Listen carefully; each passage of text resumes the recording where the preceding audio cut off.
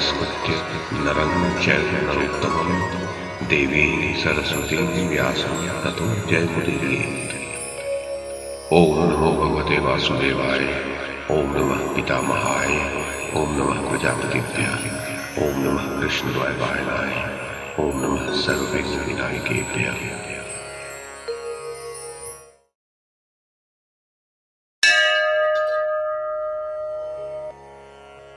वैशंपायन जी कहते हैं, जनमेजय, एक समय इंद्र ने अर्जुन के नेत्र उर्वशी के प्रति आसक्त जानकर चित्रसेन गंधर्व को बुलाया और प्रथम ही एकांत में उनसे कहा, गंधर्वराज, तुम मेरे भेजने से आज अप्सराओं में श्रेष्ठ उर्वशी के पास जाओ।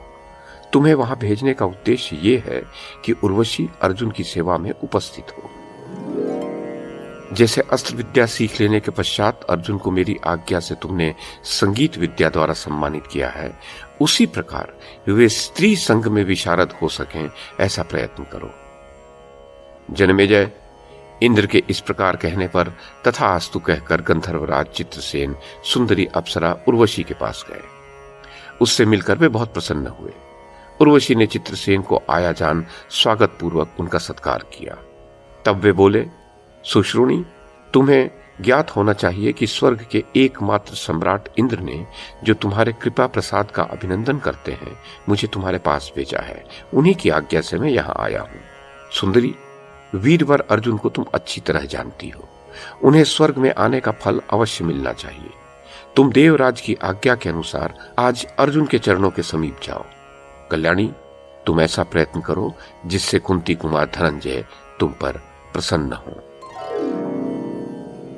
जनमेजय, चित्रसेन के ऐसा कहने पर उर्वशी के अधरों पर मुस्कान दौड़ गई। उसने इस आदेश को अपने लिए बड़ा सम्मान समझा। अनिंद्य सुंदरी उर्वशी उस समय अत्यंत प्रसन्न होकर चित्रसेन से बोली, गंधर्वराज, मैं अर्जुन की प्रशंसा सुनकर उनके लिए व्यथित हो उठी हूं। अतः इससे अधिक मैं अर्जुन का क्या वर्णन करूं। महेंद्र की आज्ञा से, तुम्हारे प्रेमपूर्ण व्यवहार से तथा अर्जुन के सद्गुण समुदाय से मेरा उनके प्रति काम भाव हो गया है। अतः अब तुम जाओ, मैं इच्छानुसार सुखपूर्वक उनके स्थान पर यथासमय जाऊंगी। वैशंपायन जी कहते हैं, जनमेजय, तदनंतर कृतकृत्य हुए गंधर्वराज चित्रसेन को विदा करके पवित्र मुस्कान वाली उर्वशी ने अर्जुन से मिलने के लिए उत्सुक हो स्नान किया। धनंजय के रूप सौंदर्य से प्रभावित उसका हृदय कामदेव के बाणों द्वारा अत्यंत मत चुका था। वह मदनाग्नि से दग्ध हो रही थी। स्नान के पश्चात उसने चमकीले और मनोभिराम आभूषण धारण किए, सुगंधित दिव्य पुष्पों के हारों से अपने को अलंकृत किया। फिर उसने मन ही मन संकल्प किया, दिव्य चादर से सजी हुई एक सुंदर विशाल शैया बिछी हुई है। उसका हृदय सुंदर तथा प्रीतम के चिंतन में एकाग्र हो चुका था। उसने मन की भावना द्वारा ही यह देखा कि कुंती कुमार अर्जुन उसके पास आ गए हैं और वह उनके साथ रमण कर रही है। संध्या को चंद्रोदय होने पर जब चारों ओर चांदनी छिटक गई, उस समय वह विशाल नितंबों वाली अप्सरा अपने भवन से निकलकर अर्जुन के निवास स्थान की ओर चली। उसके कोमल घुंघराले और लंबे केशों का समूह वेणी के रूप में आबद्ध था। उनमें कुमुद पुष्पों के गुच्छे लगे हुए थे। इस प्रकार सुशोभित व ललना अर्जुन के गृह की ओर बढ़ी जा रही थी। भौहों की भंगिमा, वार्तालाप की मधुरिमा, उज्ज्वल कांति और सौम्य भाव से संपन्न अपने मनोहर मुख चंद्र द्वारा वह चंद्रमा को चुनौती सी देती हुई इंद्र भवन के पथ पर चल रही थी। चलते समय सुंदर हारों से विभूषित उर्वशी के उठे हुए स्तन जोर जोर से हिल रहे थे। उन पर दिव्य अंगराग लगाए गए थे। उनके अग्रभाग अत्यंत मनोहर थे। वे दिव्य चंदन से चर्चित हो रहे थे। स्तनों के भारी भार को वहन करने के कारण वह पग पग पर झुकी जाती थी। उसका अत्यंत सुंदर मध्य भाग अर्थात उदर त्रिविली रेखा से विचित्र शोभा धारण कर रहा था। सुंदर महीन वस्त्रों से आच्छादित उसका जघन प्रदेश अनिंद्य सौंदर्य से सुशोभित हो रहा था। वह कामदेव का उज्ज्वल मंदिर जान पड़ता था। नाभि के नीचे के भाग में पर्वत के समान विशाल नितंब ऊंचा और स्थूल प्रतीत होता था। कटी में बंधी हुई करधनी की लड़ियां उस जघन प्रदेश को सुशोभित कर रही थीं। वह मनोहर जघन देवलोकवासी महर्षियों के भी चित्त को क्षुब्ध कर देने वाला था। उसके दोनों चरणों के गुल्फ अर्थात टखने मान से छिपे हुए थे। उसके विस्तृत तलवे और अंगुलियां लाल रंग की थीं। वे दोनों पैर कछुए की पीठ के समान ऊंचे होने के साथ ही घुंघरुओं के चिन्ह से सुशोभित थे। वह अल्प सुरापान से, संतोष से, काम से और नाना प्रकार की विलासिताओं से युक्त होने के कारण अत्यंत दर्शनीय हो रही थी। जाती हुई उस विलासिनी अप्सरा की आकृति अनेक आश्चर्यों से भरे हुए स्वर्गलोक में भी सिद्ध, चारण और गंधर्वों के लिए देखने के ही योग्य हो रही थी। अत्यंत महीन मेघ के समान श्याम रंग की सुंदर ओढ़नी ओढ़े तनमंगी उर्वशी आकाश में मेघों से ढकी हुई चंद्रलेखा सी चली जा रही थी। मन और वायु के समान तीव्र वेग से चलने वाली वह पवित्र मुस्कान से सुशोभित अप्सरा क्षण भर में पांडु कुमार अर्जुन के भवन में जा पहुंची। नरश्रेष्ठ जन्मेजय भवन के द्वार पर पहुंचकर वो ठहर गई। उस समय द्वारपालों ने अर्जुन को उसके आगमन की सूचना दी। तब सुंदर नेत्रों वाली उर्वशी रात्रि में अर्जुन के अत्यंत मनोहर तथा उज्जवल भवन में उपस्थित हुई। राजन, अर्जुन सशंक हृदय से उसके सामने आए। उर्वशी को आई देख अर्जुन के नेत्र लज्जा से मुद गए। उस समय उन्होंने उसके चरणों में प्रणाम करके उसका गुरुजनोचित सत्कार किया। अर्जुन बोले, देवी, श्रेष्ठ अप्सराओं में भी तुम्हारा सबसे ऊंचा स्थान है। मैं तुम्हारे चरणों में मस्तक रखकर प्रणाम करता हूं। बताओ, मेरे लिए क्या आज्ञा है? मैं तुम्हारा सेवक हूं और तुम्हारी आज्ञा का पालन करने के लिए उपस्थित हूं। अर्जुन की यह बात सुनकर उर्वशी गतसंज्ञा हो गई। उस समय उसने गंधर्वराज चित्रसेन की कही हुई सारी बातें कह सुनाई। उसने कहा, पुरुषोत्तम, चित्रसेन ने मुझे जैसा संदेश दिया है और उसके अनुसार जिस उद्देश्य को लेकर मैं यहाँ आई हूँ वह सब मैं तुम्हें बता रही हूँ। देवराज इंद्र के इस मनोरम निवास स्थान में तुम्हारे शुभागमन के उपलक्ष्य में एक महान उत्सव मनाया गया। वह उत्सव स्वर्गलोक का सबसे बड़ा उत्सव था। उसमें रुद्र, आदित्य, अश्विनी कुमार और वसुगण, इन सब का सब ओर से समागम हुआ था।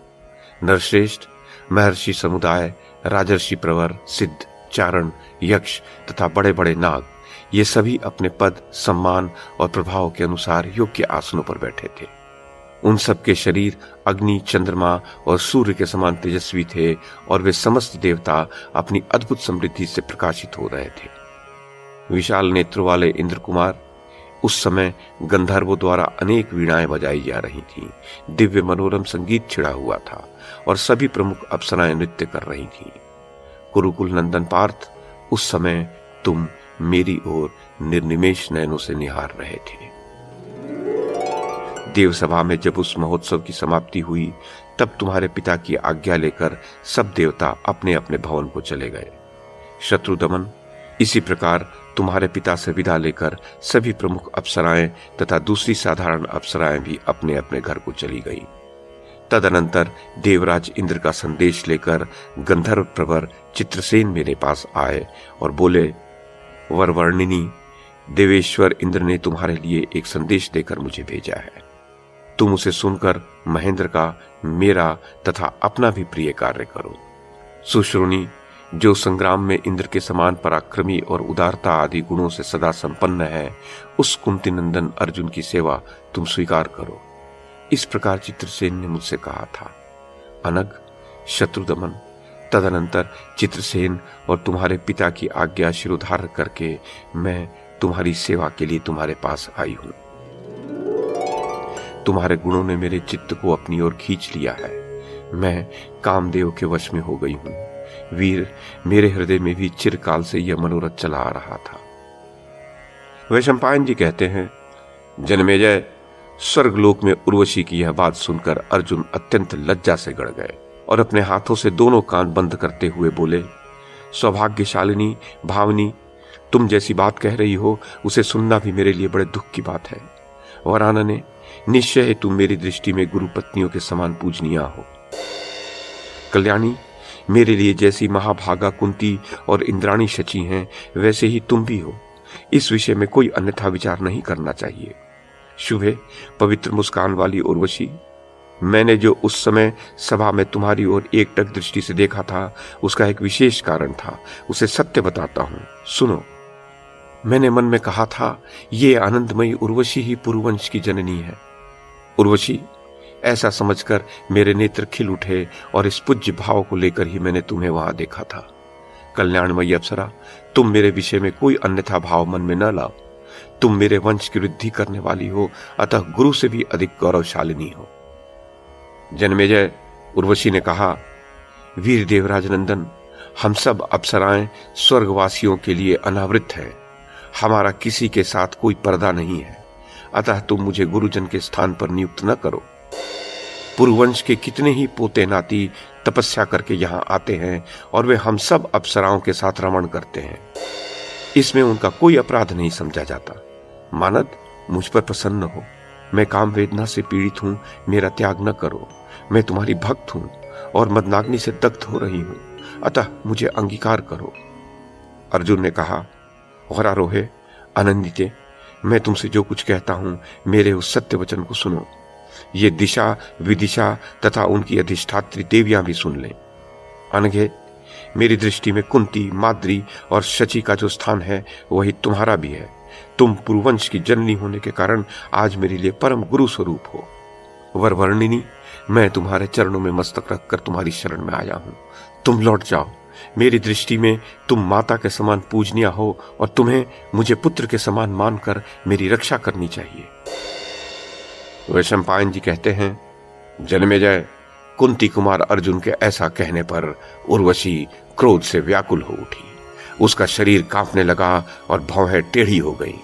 उसने अर्जुन को श्राप देते हुए कहा, अर्जुन, तुम्हारे पिता इंद्र के कहने से मैं स्वयं तुम्हारे घर पर आई और काम बाण से घायल हो रही हूं, फिर भी तुम मेरा आदर नहीं करते। अतः तुम्हें स्त्रियों के बीच में सम्मान रहित होकर नर्तक बनकर रहना पड़ेगा। तुम नपुंसक कहलाओगे और तुम्हारा सारा आचार व्यवहार हिंजड़ों के ही समान होगा। जन्मेजय इसके पश्चात फड़कते हुए होठों से इस प्रकार श्राप देकर उर्वशी लंबी सांसें खींचती हुई पुनः शीघ्र ही अपने घर को लौट गई। तदनंतर शत्रुदमन पांडु कुमार अर्जुन बड़ी उतावली के साथ चित्रसेन के समीप गए और रात में उर्वशी के साथ जो घटना जिस प्रकार घटित हुई वह सब उन्होंने उस समय चित्रसेन को ज्यों की त्यों कह सुनाई। साथ ही उसके शाप देने की बात भी उन्होंने बार बार दोहराई। चित्रसेन ने भी सारी घटना देवराज इंद्र से निवेदित की। तब इंद्र ने अपने पुत्र अर्जुन को बुलाकर एकांत में कल्याणमय वचनों द्वारा सांत्वना देते हुए मुस्कुराकर उनसे कहा, तात, तुम सत्पुरुषों के शिरोमणि हो। तुम जैसे पुत्र को पाकर कुंती वास्तव में श्रेष्ठ पुत्र वाली है। महाबाहो, तुमने अपने इंद्रिय संयम के द्वारा ऋषियों को भी पराजित कर दिया है। मानद, उर्वशी ने जो तुम्हें शाप दिया है वह तुम्हारे अभिष्ट अर्थ का साधक होगा। अनग, तुम्हें भूतल पर 13वें वर्ष में अज्ञातवास करना है। वीर, उर्वशी के दिए हुए श्राप को तुम उसी वर्ष में पूर्ण कर दोगे। नर्तक वेश और नपुंसक भाव से 1 वर्ष तक इच्छानुसार विचरण करके तुम फिर अपना पुरुषत्व प्राप्त कर लोगे। जन्मेजय, इंद्र के ऐसा कहने पर शत्रु वीरों का संहार करने वाले अर्जुन को बड़ी प्रसन्नता हुई। फिर तो उन्हें शाप की चिंता ही छूट गई और वे तत्पश्चात गंधर्व चित्रसेन के साथ स्वर्गलोक में सुखपूर्वक रहने लगे।